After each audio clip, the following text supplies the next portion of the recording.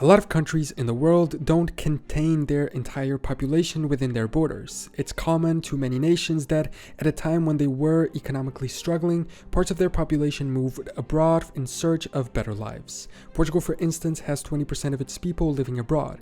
This number is even higher in Bosnia with 43% or Albania with 38%. In Portugal's case, while there is a pretty big concentration of these people in France, Luxembourg, and Switzerland, they're pretty distributed across the world and don't live immediately next to Portugal. In this case, they could only live in Spain. However, for some countries, this worldwide distribution isn't the case. Hungary exists today here in Europe, having these borders. However, a good amount of Hungarians live outside of them. They're not a huge or super relevant percentage of their population. Only 6% of Hungarians live outside Hungary. But then why is this a relevant or even interesting case? Well, while Portuguese, Albanian, or Bosniak diasporas are spread throughout the world, Hungarians abroad almost all live immediately outside Hungary's current borders. So why?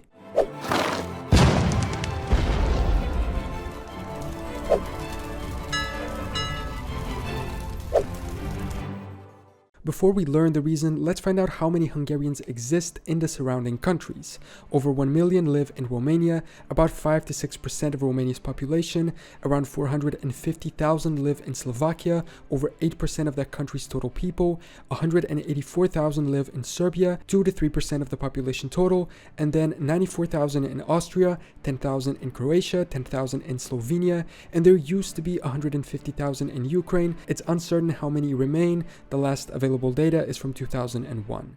Don't get me wrong, there's a wider Hungarian diaspora worldwide too, but that's consisted of more people with distant Hungarian heritage, like the US with over 1.5 million people that can trace back their heritage to Hungarian migrants. The difference for the ones we mentioned first is they weren't migrants. They were people that lived inside what was Hungary at the time, and then suddenly they didn't anymore. Hungary has existed in the Carpathian Basin for centuries, ever since the arrival of the Magyar people into Europe from Asia. I did a whole video on Hungary's territorial evolution. I'll link it in the description if you want. I'm just going to go over it very briefly here. There were on and off periods with Mongol invasions in between, but the Hungarian kingdom quickly established itself and its rule over this general region, which today would include a good part, if not all, of Slovakia, part of Carpathian Ukraine, Transylvania, today in Romania, and part of Vojvodina in northern Serbia, even reaching into Croatia at times. Even Moldova and Wallachia themselves were once found under direct or indirect Hungarian rule, but all countries temporarily reached out into areas they once lost. That's no reason for ethnic populations to stay. The key is in that word, temporary. While Hungarian rule over Wallachia, Moldova, or Croatia were reasonably short in the wide view of history, their rule over Carpathia, Slovakia, and Transylvania weren't that short. Despite losing parts or all of it at times to Mongols, Ottomans, or other nations, they always came to get them back. So now we can understand why there were and are so many Hungarian people there. It was their territory for a pretty long time throughout history. Then came the Habsburgs and their union with Austria. The Kingdom of Hungary became a part of the Habsburg Empire, later known as Austria-Hungary, and it was this union with their western neighbors that ultimately led to their demise. I'm not saying the Hungarians were just dragged into it against their will. Their rights and influence had at this point grown significantly within the empire. When World War I started, the origin point was Serbian nationalism against Habsburg occupation, part of which was Hungarian. However, an Austrian-led empire decided to go to war alongside Germany against Russia, self-proclaimed defender of the Slavic people in the Balkans, and then with the rest of the Entente, France and the United Kingdom, the First World War began. As we know, the Central Powers were defeated and heavy peace treaties were imposed upon them.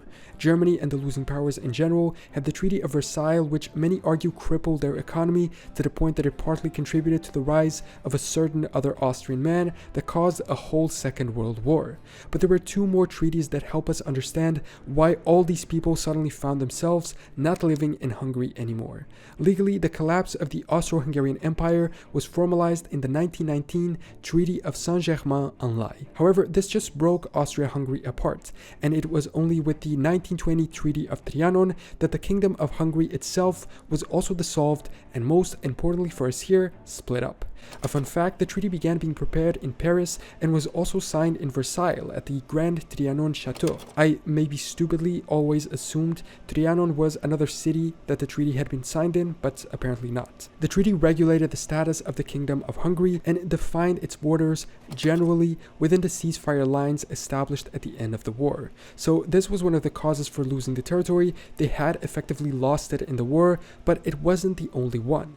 This treaty left Hungary as a landlocked state that was made up of 93,000 square kilometers, only 28% of the former 325,000 square kilometers that had constituted the pre-war Kingdom of Hungary. Their population was also cut significantly. Before the war, the kingdom had almost 21 million subjects, and now it was taken down to 7.6, only 36% of the previous total. The remaining 64% lived in the lands that Hungary now lost.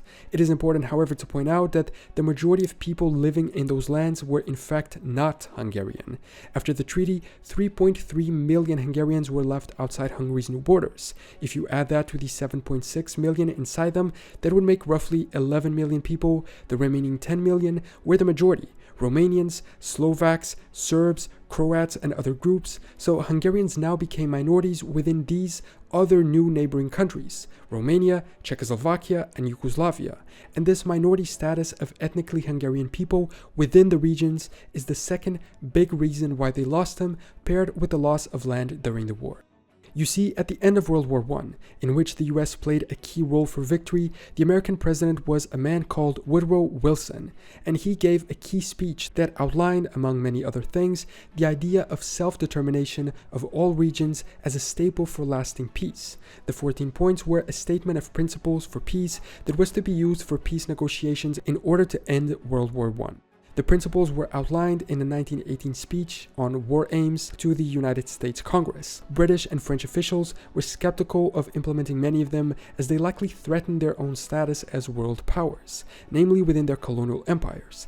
After all, Point 4 stated that a free, open-minded, and absolutely impartial adjustment of all colonial claims based upon the interests of the population concerned should be made. But still, some of the points were taken into account and effectively influenced the Treaty of Versailles and also that of Trianon. For instance, Point 4 stated that adequate guarantees given and taken that national armaments will be reduced to the lowest point consistent with domestic safety. The Treaty of Triannon did also limit Hungary's army to 35,000 men, and the Austro-Hungarian navy ceased to exist. But the key point for Hungary was Point 10, stating that the people of Austria-Hungary, whose place among the nations we wish to see safeguarded and assured, should be accorded the freest opportunity to autonomous development.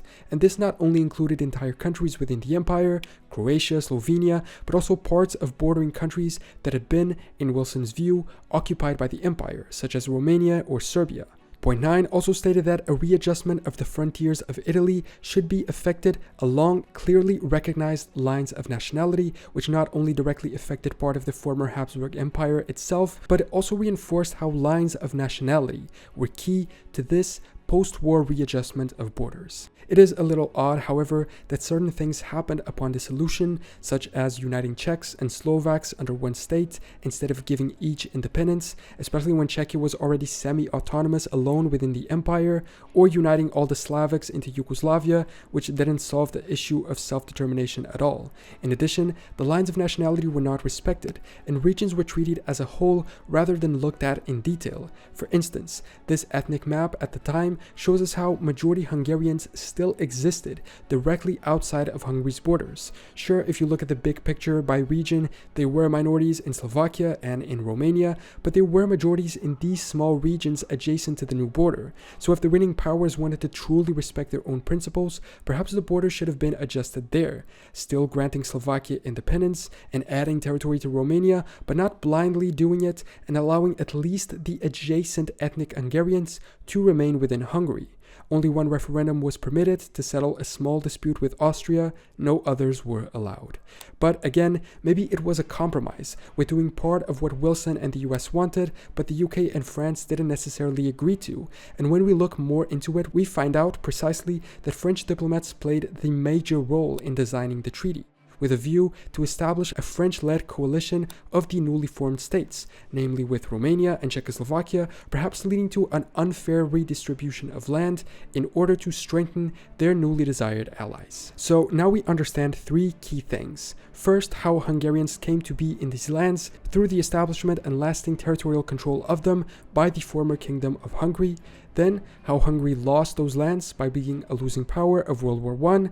And third, why the winning powers wanted to take those lands away, because they had conquered part of them during the war itself, because they wanted to pursue a policy of self-determination for territories, and, not to be ignored, they wanted to weaken their defeated enemies to make sure they wouldn't be a threat again, see how well that worked out, and to strengthen potential new allies.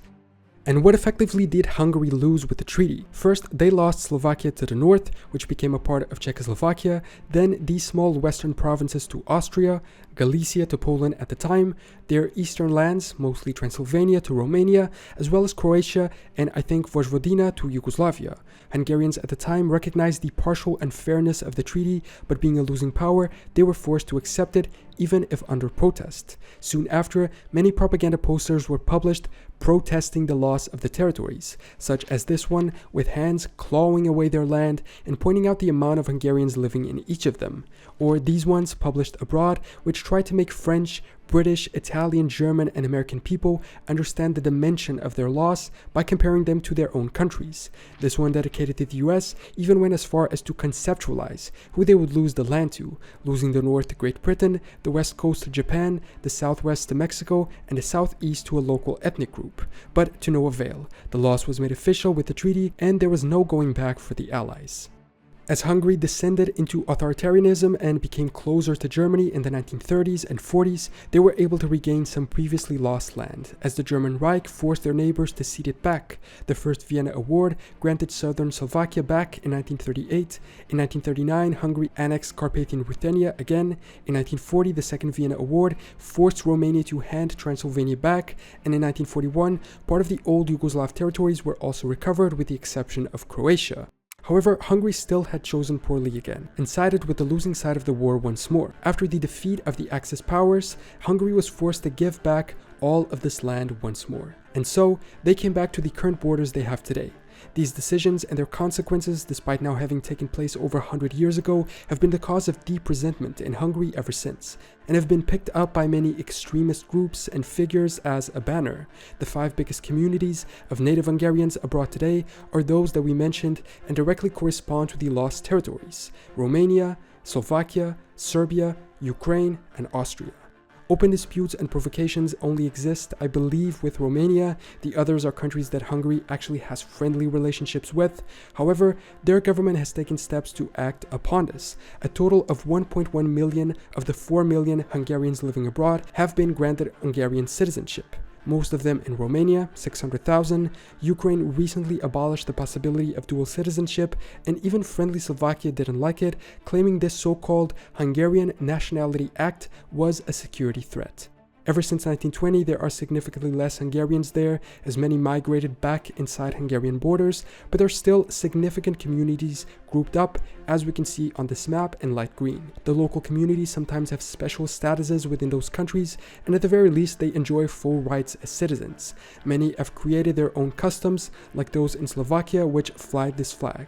And while they conserve their Hungarian identity, I believe the belief in reunification with our country begins to fade away.